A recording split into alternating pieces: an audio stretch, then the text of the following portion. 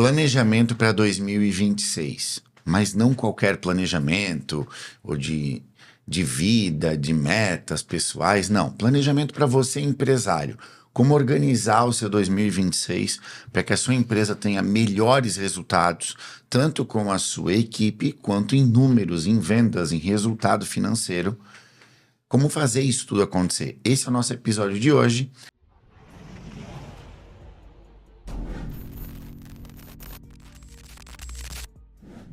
E hoje tá eu e a Fran aqui para estar conversando com você. Meu nome é Thiago Delagnolo. Meu nome é Franciane, sou especialista em gestão financeira empresarial, né? E somos sócios aqui do podcast do Jogo do Sucesso e viemos trazer esse assunto, né? Para começar o seu ano de uma forma mais assertiva, para que você tenha o resultado, né? Finalize o ano com o resultado que você esperou, planejou lá no começo dele. Ô Fran, vamos começar com a pergunta que todo empresário deve estar se fazendo. Por que tá fechando o ano e eu não consegui bater minha meta? Aonde eu errei? Muitos, né? Tem uma frase que se diz, né? Que para quem não sabe para onde quer ir, qualquer caminho serve. Muitas vezes ele fez um planejamento, mas foi um planejamento aquele de gaveta, que é bonito, que é como você colocar sua missão, visão, valores na parede, mas não viver aquilo. Né? Você faz um planejamento, você desenha, eu quero crescer 50% do meu faturamento, eu quero ter um aumento de lucro de 10, 20%, ok. Mas como que eu vou fazer isso?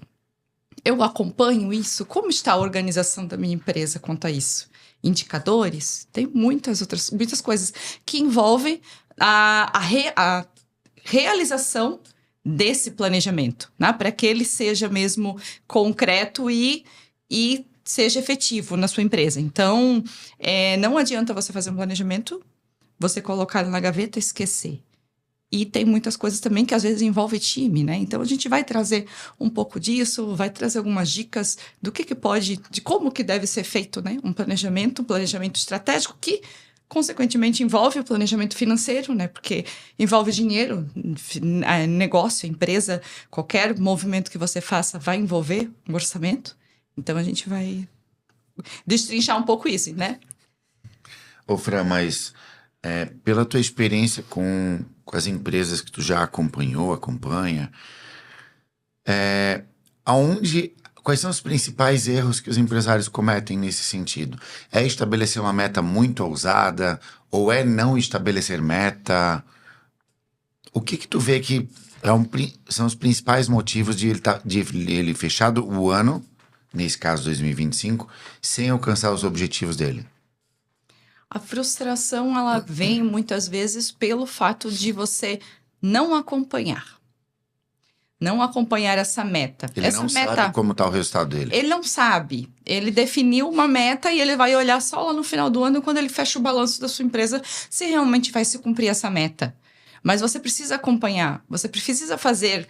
Ok, você tem uma meta grande para se atingir num trimestre, num semestre, num ano. Mas tem ações que precisam ser acompanhadas diariamente, semanalmente, mensalmente. Para garantir que aquele resultado aconteça. Para garantir. E o que acontece? O nosso mercado é volátil. Tem muitos negócios que eles são sazonais. Tem muitas coisas que afetam, que influenciam um planejamento estratégico do negócio. Muitas vezes questões políticas, legais, econômicas que acontecem. Então, assim, muitas vezes o que você desenha lá no começo do ano, no final do ano, mudou muito por algum fato que foge da alçada da empresa, né? Que foge do que ela pode controlar. Do ponto de vista de pessoas, porque uma meta não é cumprida só pelo dono, né? A equipe tem que vestir a camisa da meta, vamos dizer assim. Eu vejo que muitas vezes dosar essa meta é errado também. Ou aperta demais o funcionário e ele desmotiva, ou é uma meta que não é desafiadora. Uma coisa nessa linha que eu vejo que muitas empresas fazem, elas dão uma bonificação porque o funcionário não faltou. Passou o mês inteiro, não faltou nenhum dia, ganha uma bonificação. Mas é tão raso isso. Uma sugestão para você que está acompanhando a gente: coloque dentro desse programa de bonificação bater meta. Só que é aquilo lá, para você conseguir estabelecer meta, você tem que ter números. Formas de medir essas metas. Aí eu digo até mais, muitas vezes você quer estabelecer uma meta ousada, né? Como você falou, talvez porque foi estabelecida uma meta muito ousada. Ok, é importante você ter uma meta otimista, né? Porque a empresa quer crescer, deseja, mas estabeleça metas intermediárias também. Se você atingir até essa meta, se atingirmos até essa meta, que é, vamos dizer, para que a empresa esteja saudável, você ganha uma certa bonificação. Atingindo mais isso, você ganha metas progressivas, porque aí vai se frustrar realmente o colaborador, né? Muitas vezes a empresa fatura, né, um caso. Geralmente você olha os dados anteriores. Do ano anterior, a empresa cresceu 10%. E foi estabelecida uma meta que ela quer crescer 50% no próximo ano. Ok, às vezes pode acontecer, dependendo do tipo do planejamento, do que você deseja fazer, enfim, né? Enfim, da expertise do negócio. Mas muitas vezes tu só quer repetir de um ano para o outro e crescer. E às vezes isso não é muito realista. E aí o que acontece? A empresa crescendo, vamos dizer, 20% é um crescimento. Se o colaborador ele não enxerga isso, e aí ele não chegou na meta dos 50% e ele não tem nenhum benefício nesse meio do caminho, ele não vai querer mais nem atingir os 20%. Isso é muito perigoso. Né? Vamos falar em meta de vendas, que é o que influencia o que mais, né? Então, na questão da entrada do dinheiro, é claro, tem outras metas, mas vamos botar um time comercial. É um equilíbrio entre números, que a empresa precisa dar lucro, ela precisa estar ciente do passo que ela pode dar, seja numa bonificação, no estabelecimento de uma meta. É o equilíbrio entre esses números e gestão de pessoas. Entender que você está lidando com pessoas, com gostos diferentes, motivações diferentes. E gerenciar esse equilíbrio talvez seja um dos pontos mais desafiadores aí que o empresário passa. Porque não adianta você estar muito bem nos números e não ter uma boa gestão de pessoas, porque o número vai afundar. E o oposto também é verdade. Não adianta ter uma equipe maravilhosa, mas se tu não tiver verba para pagar o salário no final do mês, já era também, né? A empresa não é uma instituição de caridade, né? A empresa foi feita para gerar lucro, né? Para que o dono tenha o retorno. Uma das coisas que eu acho que pode ser interessante na hora de fazer um planejamento estratégico do negócio, envolver, né? Que depende do tamanho da sua empresa. Se você tem uma equipe de supervisores, de gerentes de áreas, envolver essas pessoas dentro do planejamento para que de cada área, ok, eu quero aumentar o meu faturamento em X reais. Envolve o time comercial, envolve o time financeiro, envolve o time que faz, se você é uma indústria da produção. Porque eles vão trazer a realidade de cada setor, é lógico. Que aí vão haver pessoas, dependendo do perfil da pessoa, que não, isso aqui não dá para fazer, né? Espremer o time comercial, tem que vender mais. Muitas vezes, nós estamos no limite de produção e tudo mais. Mas um vai equilibrando o outro, você consegue ser um pouco mais assertivo na hora de fazer o seu planejamento. E aí, de qualquer forma, também você entra eu acho que é um acordo. Você consegue fazer um acordo entre a equipe e engajar mais. Porque você não impôs uma meta, você trouxe o que você deseja e desenhou elas junto com o time. Falando, você que entende mais essa questão de gestão de pessoas, liderança, mas eu acredito realmente, porque se você simplesmente desenha, eu quero isso, mas você não entende do processo de como você envolve, o que influencia para chegar nisso, não vai. É reunião, né? É conversar. É dialogar com o time. Tanto para extrair ideias para avaliar como é que a gente pode bater uma meta, quanto para avaliar o resultado que aconteceu. Uhum. E por que muitas vezes não foi batida uma meta. É ouvir para para dar a sensação de que, de que a opinião do funcionário realmente importa, mas também ouvir para coletar informação sobre um ângulo de vista que às vezes o empresário não consegue ter. Com certeza, com certeza. E para 2026, Fran, como é que tu... o que tu sugere para quem está acompanhando a gente sobre como ela inicia um planejamento para 2026? Começa do zero ou ela usa como base o que já aconteceu em 2025? Um planejamento financeiro, né? Falando da minha área. Existem várias formas de você fazer um orçamento empresarial, que aí é uma ferramenta do planejamento financeiro. Você pode usar dados históricos. Se você tem um negócio, teu negócio ele já está mais estável, não é um negócio que ele tem tanta sazonalidade e não é um negócio que ele está naquela rampa de crescimento. Quando, por exemplo, você começa uma empresa, ela está faturando um pouquinho, aí vai ganhando mercado, então assim, cada período é algo diferente. Você não consegue ter um dado histórico e dizer, ok, esse mês de janeiro, minha média de faturamento é essa, enfim. Aí ali, se você tem essa empresa mais certa, mais estabilizada dentro do mercado, é interessante você usar dados históricos e olhar e tentar os números desses dados históricos, desse balanço, dessa DRE, do fluxo de caixa que aconteceu, eles contam uma história, né? O número o financeiro, ele vai contar uma história. Então, começar a entender o que essa história, o que esse número está falando da sua empresa. Ah, isso aqui aconteceu. Ah, eu tive isso aqui de gastos com o marketing, que foi maior do que o planejado. Ok, por quê? O que eu busquei? Foi algum erro ou foi algum planejamento ali que eu queria entrar no mercado para uma coisa futura, alguma venda? Parar para entender o porquê dos números desse ano, antes de definir os próximos. Exato, entender para ver. Não, isso aqui é o normal ou é alguma coisa que aconteceu, né? Ah, gastos com equipe. Houve muito turnover, muita rotatividade. Por quê? O que houve? Houve um descontentamento da equipe ou realmente é normal da tua operação e você tem que colocar isso no seu orçamento?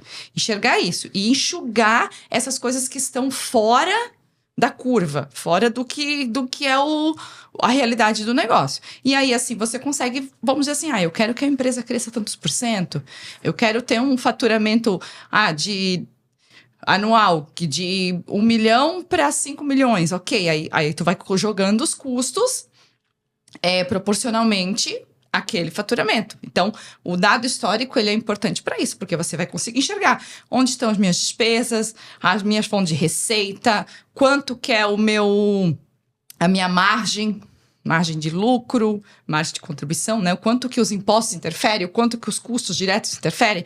Então, é bom, é importante você ter esse dado histórico. É mais fácil. De certa forma, ele é mais fácil para você fazer um orçamento. Mas quando você pode partir do zero também. Eu tenho um negócio, mas o meu negócio está numa crescente, eu estou querendo entrar no mercado novo, vender um produto novo, enfim, ou ir para um outro quem vende mercado, né, negócio local. Eu quero ir para uma outra região que eu tenho que fazer um estudo do zero, porque se comporta completamente diferente. Aí você tem que ir buscar, analisar mercado, desenhar assim, o quanto que eu vou precisar. Se eu vou abrir uma loja, quantos colaboradores eu vou precisar, qual é o custo, aluguel, e ir escrevendo um por um. É importante você entender realmente em que fase está a sua empresa. Se você consegue, se os dados históricos são importantes, eles fazem sentido para o próximo ou não. Se não faz, apaga tudo e começa do zero. Até porque não se tira uma meta do bolso, né? Não. A gente não pode sair inventando uma meta. Então eu preciso entender como que está a minha operação, qual é o meu custo fixo, meu custo variável, custo matéria-prima. Eu preciso entender de tudo isso. Qual é o meu potencial de penetração no mercado. Análise de mercado. Eu só falei só da empresa, mas você tem que olhar o fora. Ok, eu vou para uma certa região. Tem dentro do meu negócio, tem demanda? Às vezes você quer, tá lindo lá o teu desenho, eu vou faturar tanto, meu custo tal, vou ter isso de margem. Aí você vai lá e não consegue vender, não consegue entrar ali no micromercado. Na questão ali da penetração de mercado, entender que às vezes nesse ano que passou, é o que tu falasse ali antes, eu tô no início da jornada, minha empresa ainda tá numa curva de ascensão, mas não necessariamente você vai conseguir manter a mesma curva de crescimento. Então é parar para olhar para o ano que vem, eu acho assim, use como base o que aconteceu, mas você precisa estar aberto ao novo. Até porque ano que vem a gente tem Copa do Mundo, a gente tem eleições. Tem mais alguma coisa ano Copa que do vem? Mundo, eleições e feriados, muitos feriados que caem Muitos durante a feriados. semana. Eu acho que é 9 ou 10. Então isso aí já torna mais desafiador. Tanto fazer os números fecharem, quanto bater meta. Né? A gente tem um desafio maior aí. Mas no geral, eu diria, é olhar com um olhar curioso, vamos dizer assim. Né? Não ir no automático. Tem muito empresário que faz tanto análise do ano que passou, quanto planejamento do próximo ano, só para cumprir tabela. Uhum. Pra Bem- dizer que tem um bem- planejamento. O meu condomínio onde eu moro, ele faz o seguinte, quantos por cento nós vamos aumentar esse ano? Vamos aumentar 10%, que a gente acha que vai dar para cobrir o... Eu acho, é complicado. E não é assim que a coisa funciona, né? Ok, quais são as intempéries, quais são as variações que vão acontecer esse ano com o seu segmento, não só com a sua empresa, mas no seu segmento. Pô, eu vou dar um exemplo para vocês. Gráfica. Tem gráfica que o melhor ano é ano de eleição, porque ela imprime os santinhos. Flyers. Então, olhe para essas sazonalidades que você vai ter durante o ano e veja, é uma oportunidade ou é um desafio? Se for uma oportunidade, como você aproveita mais? Como você garante que isso vai vir para você? Esse ponto positivo. Agora, se é um desafio no seu segmento, o que se pode fazer para desviar desse cenário? Para encarar isso de uma melhor forma, quem sabe criando um produto novo, um serviço novo, adaptando um produto que você tenha para essa realidade de época de 2026 agora. Eu acho que o planejamento ele é muito importante nesse sentido. Primeiro, me permite olhar para trás para eu ver o que entendeu esse ano. Que uma coisa é fazer análise de mês a mês, outra coisa é tu olhar pro ano inteiro, né? Porque se eu pegar segmento que tem sazonalidade, Mês a mês ele não tenho. reflete muito a realidade, né? Porque vai ter um mês que você vai vender muito, vai ter outro mês que você vai vender pouco, mas na balança ele vai equilibrar e vai atingir aquilo que você quer. No ano eu tenho uma média melhor, né? Vamos falar assim. Sim. São poucos, né? Por exemplo, um negócio que trabalha com recorrência, um exemplo, contabilidade, prestador de serviço como academia, que tem a mensalidade. Aí tu consegue um mês a mês tirar, né? Mas não é muito comum isso. E eu tinha um negócio para falar que você comentou ali. Não, pode dar seguimento, aí eu vou lembrar depois da questão do planejamento ali que você estava comentando. E eu também sugiro o seguinte: converse com a sua equipe para criar essas metas para 2025, para fazer o planejamento de 2025. Ele vai sair mais preciso, né? Várias cabeças pensam melhor do que uma, sim, sempre com a mentalidade de que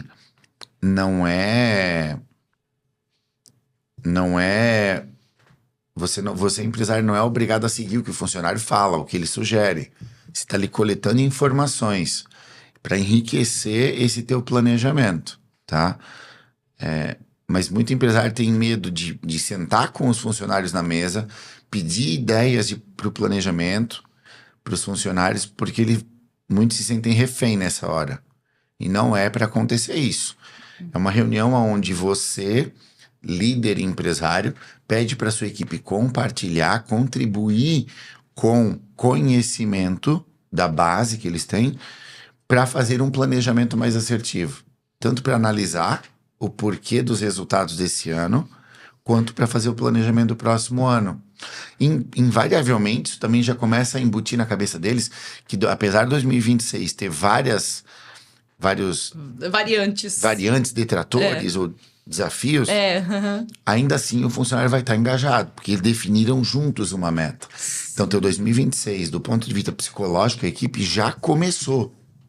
Você já tem que estar trabalhando eles para essa nova meta que vai vir. Exato. E o acompanhar. Aí, claro, depende da maturidade da equipe, mas eu acho que um grande problema também da falta de engajamento da equipe com as metas é, ok, como está? Eu estou atingindo o feedback.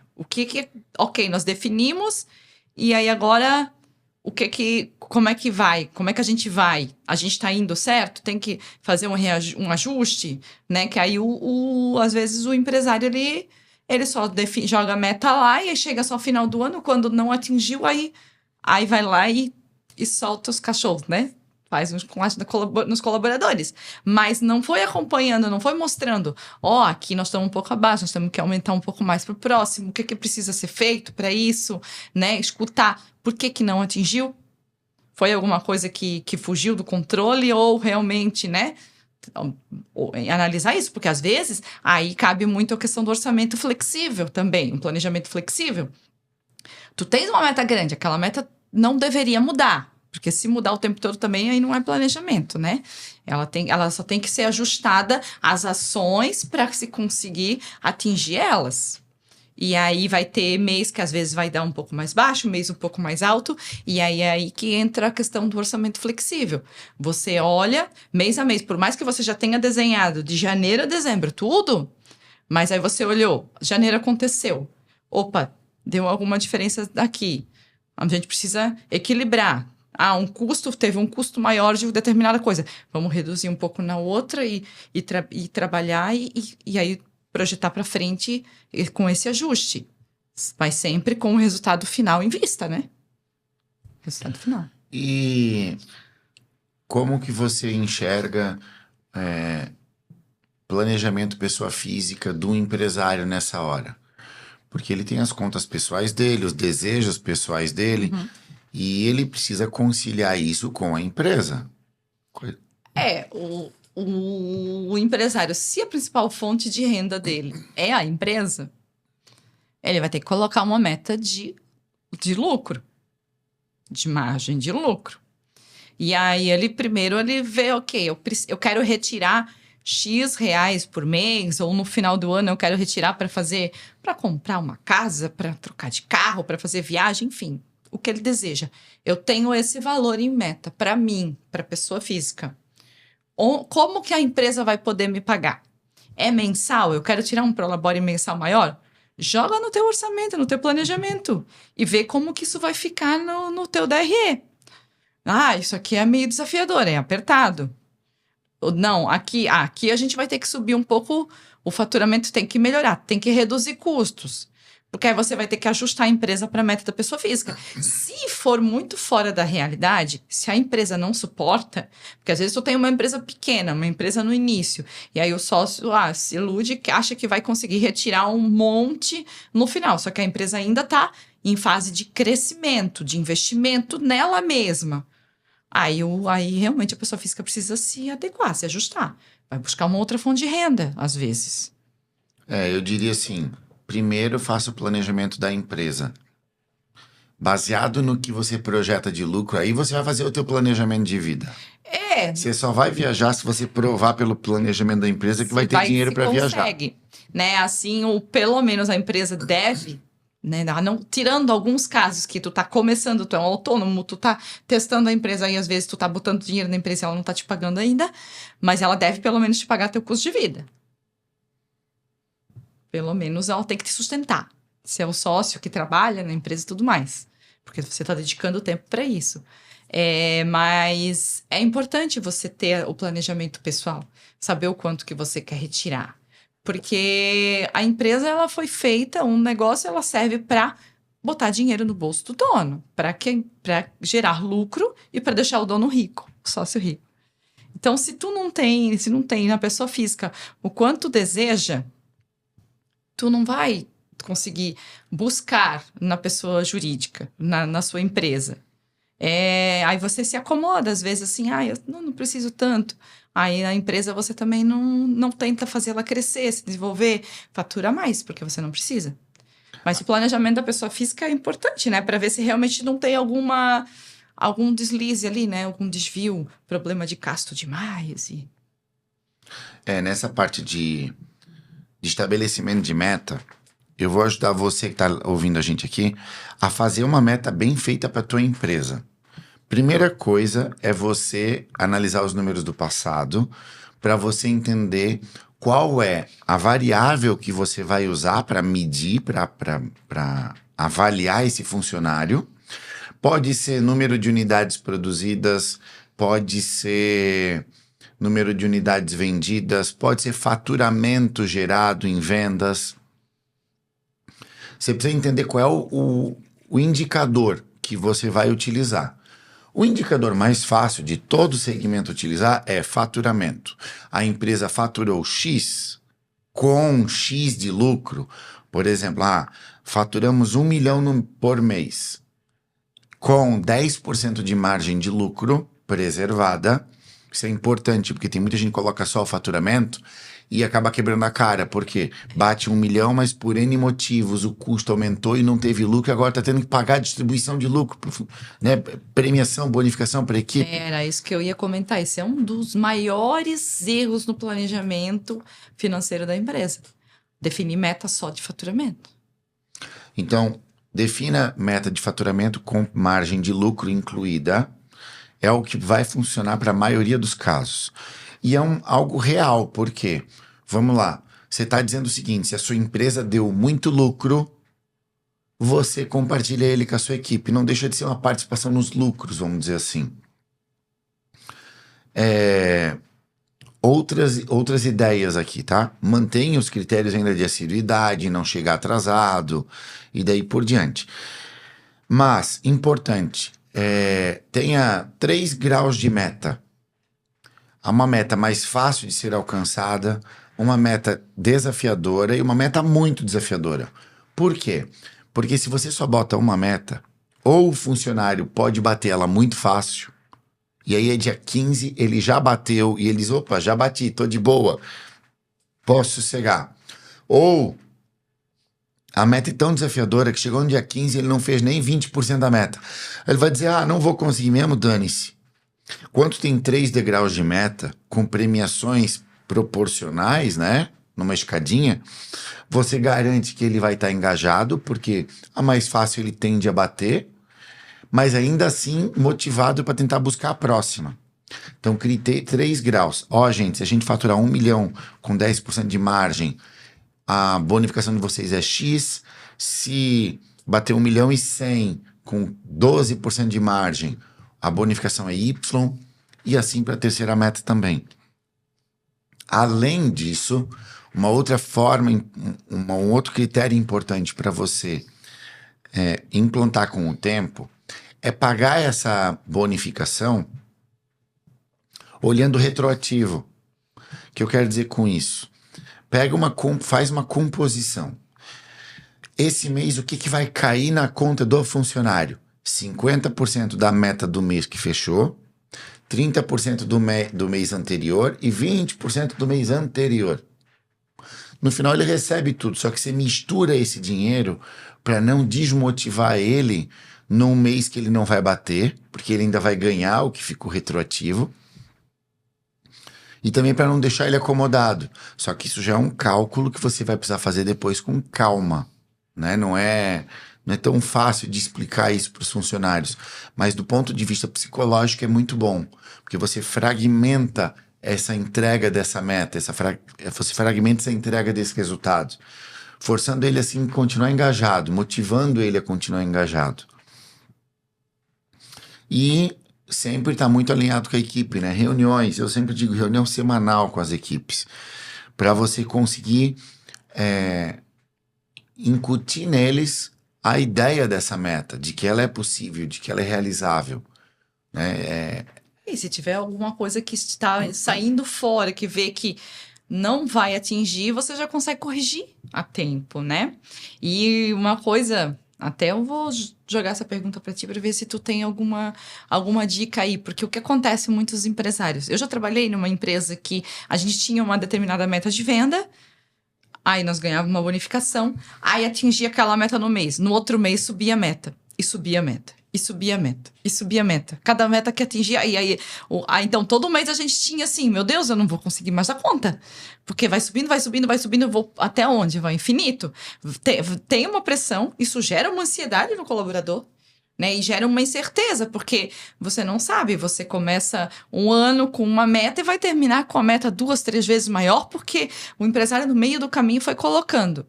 Como que você acha que enxerga isso assim? Primeiro, né, da onde ele tirou essa meta? Porque se ele tá aumentando todo mês, ele tirou do bolso, né? Também. Foi isso.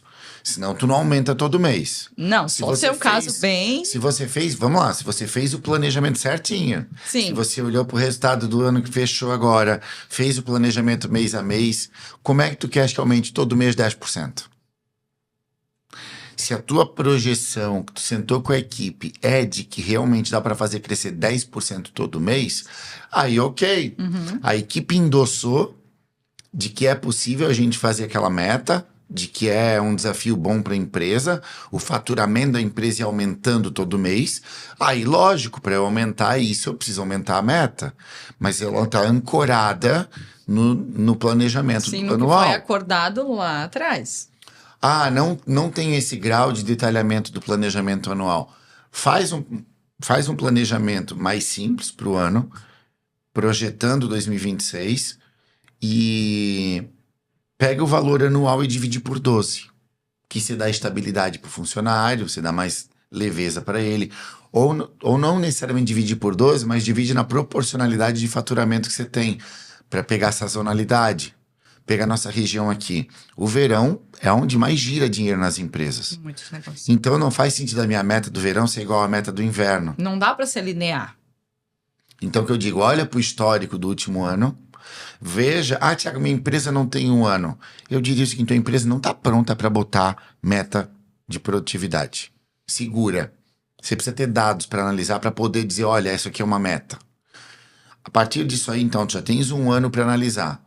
Pega proporcionalmente o que gerou de faturamento em cada mês e faz a meta ter essa proporcionalidade. Ela vai subir, descer, mas no geral ela vai ser alcançada, deveria ser alcançada, né? É sempre fazendo a média, ok? O primeiro trimestre, aí teve um mês que faturou 100, outro mês que faturou 150, outro mês que faturou 70. Na média, deu aquilo que você planeja, que vai chegar até no final do ano? Ah, deu, então assim vai. Né? Vai fazendo uma média. Até eu vou além, Fran. Eu já vi empresas que elas fazem o seguinte, elas ranqueiam os funcionários, e aí fala muito em resultado individual, né? Isso funciona muito para equipe de vendas, tá? Ela ranqueia os vendedores dela, tá? Os funcionários dela, e aquele funcionário que ficar nos 10% piores por 2 ou 3 meses seguidos é desligado. Então, a meta ela também é usada para avaliar qual funcionário merece ser promovido, qual funcionário merece ser desligado, que não está dando resultado que a empresa busca. Alguns membros ali da equipe estão jogando a meta lá para baixo, enquanto outros estão ultrapassando o limite. Porque você olha uma meta geral, ela chegou. Só que aí tem 5 colaboradores, 2 estão entregando o dobro e 3 que estão... jogando para baixo. E essa lógica é boa porque é melhor eu demitir o funcionário que não tá rendendo do que eu perder o funcionário bom por ele sentir que tá carregando ruim. Os outros nas costas, né? Então, uma vez, quando eu ouvi isso de início, eu fiquei um pouco assustado. Mas faz sentido. Depois, parando para refletir, faz sentido. A forma como você vai entregar isso para sua equipe... aí é com você, porque você tem que cuidar para não fazer assédio também, né? Não gerar uma exposição além do necessário. Tem funcionários que não lidam bem com essa exposição. Mas no mínimo, no 1 a 1, você consegue levar esse feedback para ele, ó. Você foi o último da sua equipe em termos de resultado. É o primeiro mês que eu tô te dando aviso. Você precisa melhorar. Você já aproveita para perguntar para ele por que isso aconteceu, pegar feedback, aprendizado para sua empresa. E também para arrancar dele um comprometimento, né? Ó, tá, você não conseguiu por causa disso. Temos um acordo que você se compromete a ficar nos 50% melhores no mês que vem? Que você vai fazer para isso acontecer? O que você precisa, e às vezes treinar, né? Que são, às vezes, colaboradores precisam só ser treinados para que atingir a meta. Só que aí existe um ponto muito perigoso disso, né? De estabelecer metas individuais. Você tem indicadores bem concretos, bem corretos para conseguir fazer essa análise? Se você não consegue uma loja, por exemplo, existem tantos vendedores. Eu consigo puxar o quanto cada vendedor, por exemplo, vendeu no dia? Aí sim, tem no sistema, tu tens tudo certinho, né? As informações. Mas muitas vezes o que acontece, principalmente prêmio de produtividade, tá? Eu tenho um cliente tal que trabalha no ramo de marmoraria e ela tá sofrendo com essa questão de equipe, que tem pessoas que trabalham muito e tem outras que não estão rendendo, não estão tendo aquela produtividade, eles estão sofrendo porque não conseguem pegar vendas novas, né? Porque não tem o risco de não entregar e tudo mais. E só que assim, como que ela vai conseguir medir essa produtividade? Muitas vezes, né? Você tem que ter uma ficha técnica, tem que escrever. Quando o colaborador iniciou esse projeto, essa determinada etapa desse projeto, tal hora, finalizou, tal hora. Você precisa ter isso aí, porque aí pode ser um risco muito grande, realmente, você cobrar do colaborador e você não ter isso aí. Ô, Fran, e falando agora em indicadores ou falando em itens mais específicos, o que o empresário tem que estar atento nos números da empresa dele para ele projetar um crescimento de 10, 20% no ano? Eu, empresário, quero aumentar esse faturamento. O que eu tenho que estar atento? Quais são os números que eu tenho que estar atento? Ver se a tua estrutura da empresa ela está suportando, ela vai suportar essa meta de faturamento. Que é o que eu vejo. Muitos negócios crescem muito em faturamento e acabam tendo prejuízo com esse crescimento. Por quê? Não tem colaborador, a equipe não consegue atingir, por exemplo, a produção. Aí muitas vezes tem que pagar hora extra, os custos de pessoal começam a aumentar, precisa contratar terceirizados, freelancer, e aí já o custo às vezes é muito mais alto quando você contrata terceirizado. Impostos. Vamos ver uma empresa do Simples Nacional. Tem muitos empresários que não sabem que o Simples Nacional ele é progressivo. Você começa pagando uma determinada alíquota pelo teu faturamento bruto, mas à medida que o teu faturamento bruto vai aumentando, a alíquota do Simples ela aumenta. E aí o que acontece? A pessoa faz o planejamento de faturar, era de 500 mil para 1 milhão, mas não aumenta o percentual do Simples proporcionalmente. Só conta, por exemplo, começa pagando, tá lá pagando 10, tá lá 10%, e só que com a mesma meta de 1 milhão tá 10% e não é. Aí quando ela falar, se surpreende, tá pagando quase 20 de imposto. A mordida é maior ali. É maior, a margem já vai enxugando. Então, tem capacidade de produzir, né? Tem capacidade de venda, como é que tá a tua estrutura? Isso é muito arriscado. Quanto mais tu cresce, maior o teu risco. Eu acho que entra também aqui na questão do planejamento desse próximo ano, uma conversa com seus fornecedores. Porque às vezes o teu produto é muito dependente de uma matéria-prima específica. O ramo da siderurgia depende do aço, marmoraria depende das pedras, né? Dos mármores, dos granitos. A marcenaria depende primordialmente dos MDF. Senta com teus principais fornecedores e tenha uma conversa de como eles estão projetando aquele ano. Se eles estão enxergando um potencial aumento de preço da matéria-prima, porque isso vai reduzir tua margem de lucro. Tem risco nos chamados stakeholders, né? Que são as pessoas envolvidas. Tanto o cliente, quanto o fornecedor, quanto o colaborador. Né? Você precisa analisar muito bem o mercado. Eu estou projetando uma meta de faturamento. Eu tenho clientes que compram bastante de mim. E esse cliente, ele... eu tô contando com que ele vá me comprar mais. Aí já aconteceu alguns casos que já vi, né, notícias de a empresa cliente, principal cliente falir. Aí do nada, você perde uma fatia enorme do faturamento. Ou a inadimplência, que a gente está sofrendo muito com inadimplência nesse período. Então, assim, enxergar, olhar assim, ó, qual é o risco? Risco, bom que você falou isso. É o risco do seu negócio. Aonde estão os riscos? Os riscos estão com você, na sua empresa, interno, que são mais controláveis, ok? Eu vou fazer ações ali dentro, internamente, para mitigar os riscos, reduzir.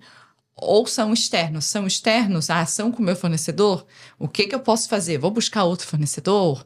Vou fazer algum contrato, alguma coisa que vá me preservar de alguma coisa, por exemplo? Com o cliente a mesma coisa? Então, olhe e analise os teus riscos. Seus riscos controlados ou não. Existem riscos que não são controlados, como, por exemplo, um possível aumento de imposto e tudo mais. Infelizmente, o empresário ele não tem poder sobre isso. Mas a maioria você consegue pelo menos olhar e dizer, ok, isso aqui eu posso ter um problema. Então eu vou segurar um pouco nesse lado aqui, porque eu não tenho certeza de segurança, né? Ô, Fran, tu comentou ali sobre... Me faltou agora, não acredito. Tu falou sobre... a parte de risco ali, né? Falar sobre a parte de inadimplência. Uhum. Ela aumentou muito esse ano, não aumentou? Sim, bastante. Significativamente. Uhum. Quais são as recomendações que tu dás para esse empresário lidar com isso nesse próximo ano? Porque a gente não tem uma previsão de melhorar absurdamente, né? Não, Como reduzir o risco envolvido em cima dessa inadimplência que ela está cada vez maior? Primeiramente, né, fazer uma boa análise de crédito. Que conheço muitos negócios que é confiança, vou vender, vou vender no crediário sem nenhuma segurança, nenhuma certeza de que vai receber.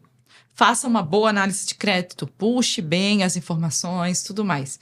Contrato, dependendo do teu negócio, um contrato bem redigido, né, bem correto, consultar um advogado para que não vá no ChatGPT fazer o contrato, pelo amor de Deus, que o ChatGPT ele coloca cláusulas e ele vai sugerir várias coisas, mas muitas vezes aquelas cláusulas elas não te asseguram de determinadas coisas e tomar muito, muito, muito cuidado com se você tem o teu faturamento, teu percentual, a renda, ela está concentrada em poucos clientes. Tentar, às vezes, diversificar um pouco a tua carteira de clientes. Porque é o risco de inadimplência, o risco de falência e tal, você vai ter. Só que se você tiver mais diluído o teu faturamento, você consegue equilibrar. Eu vou falar por mim, tá? Eu passei, esse ano aí, tive inadimplência. Uhum. Eu botei uma regra. Eu não aceito mais boleto. É só... quer parcelar? É cartão. Que depende, né? Dependendo do de cada valor. segmento, né? Então isso... O ideal seria, né? Passa no cartão, o risco fica com o adquirente, né? E talvez eu diria assim, no contrato, coloque salvaguardas. O que acontece se o cliente não pagar? Acho que o mais importante é isso. Faça bem amarradinho. Outra coisa, pegue sempre 2 testemunhas no contrato. Uhum. É muito raro ver empresa que faz isso. Não faz. Porque o contrato ele tem mais validade, você executa ele mais fácil. Se você tiver assinatura de 2 testemunhas, você consegue receber mais rápido. Nota, o boleto, documentos que comprovem também. Coloque salvaguardas no contrato, né? Uhum.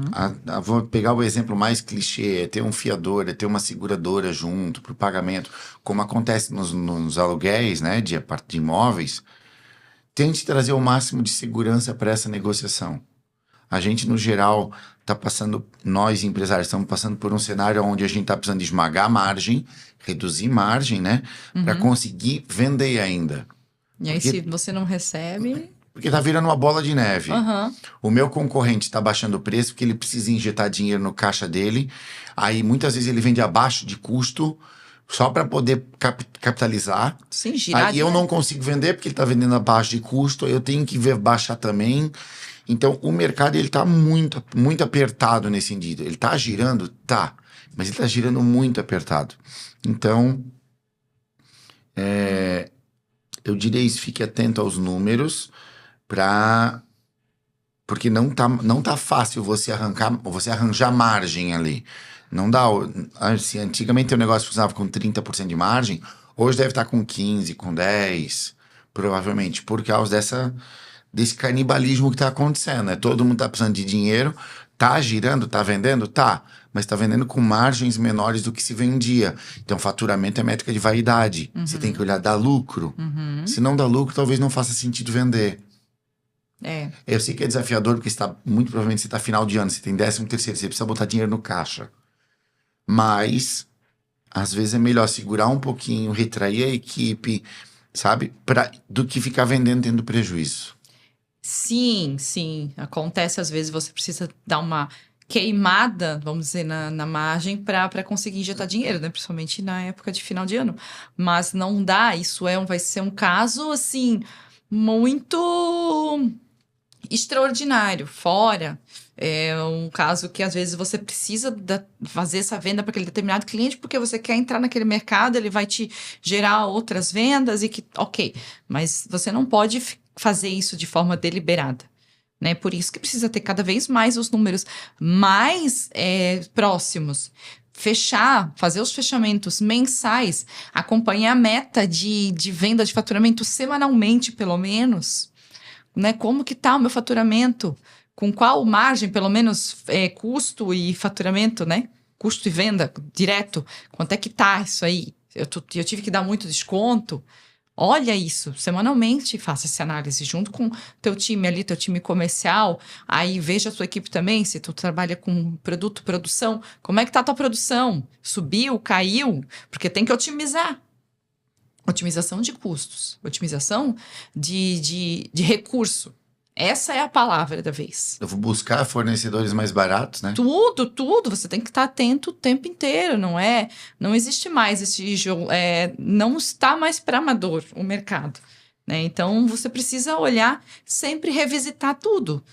Aquele parceiro, fornecedor que você sempre tem, será que talvez você não consegue fazer uma negociação melhor de preço? Ou será que você não consegue talvez olhar um outro produto de um outro fornecedor que tem a mesma qualidade que você consiga reduzir ou consiga mais prazo para pagar? Ou alguma outra vantagem? Precisa estar fazendo isso o tempo inteiro.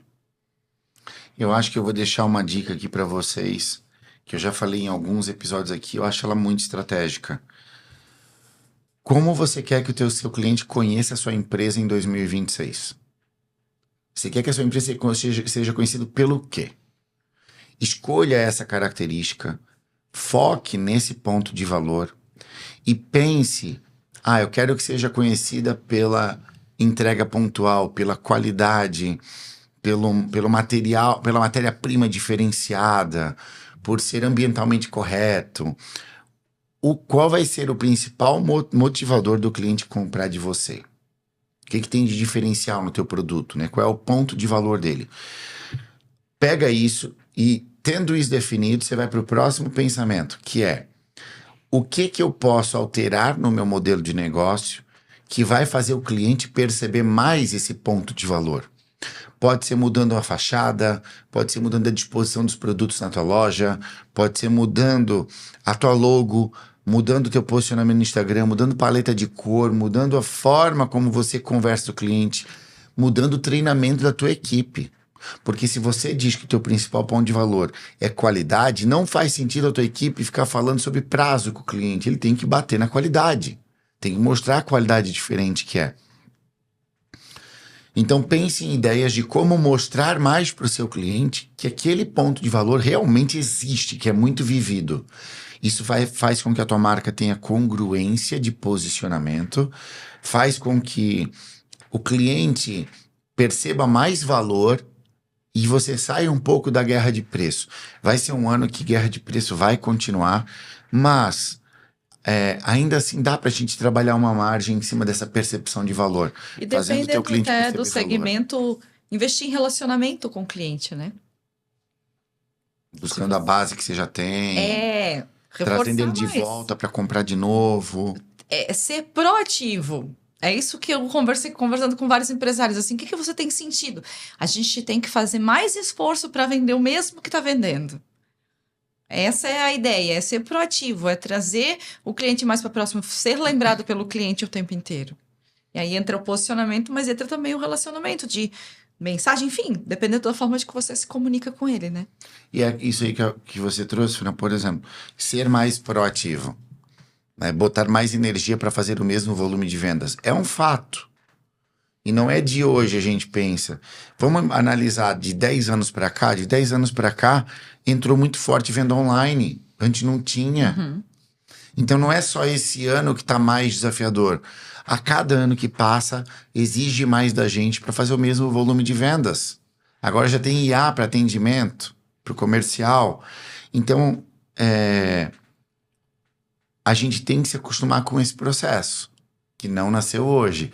Vai exigir mais disposição, mais energia para fazer uma venda, para E capitalizar até, uma venda. olha só, né? A gente está quase finalizando aí, mas já voltando à questão do planejamento financeiro, planejamento estratégico. Você falou IA, você falou em tendências. Olha as tendências do teu segmento, as tendências de mercado geral. Quem está olhando as tendências? Os grandes, as grandes empresas. Quem é grande dentro do teu segmento? Olha qual é o movimento que ela está fazendo. Porque ela, com certeza, ela está enxergando lá na frente. Eles têm time, ele tem pessoas que analisam o mercado, conseguem projetar os próximos 4, 5 anos, às vezes.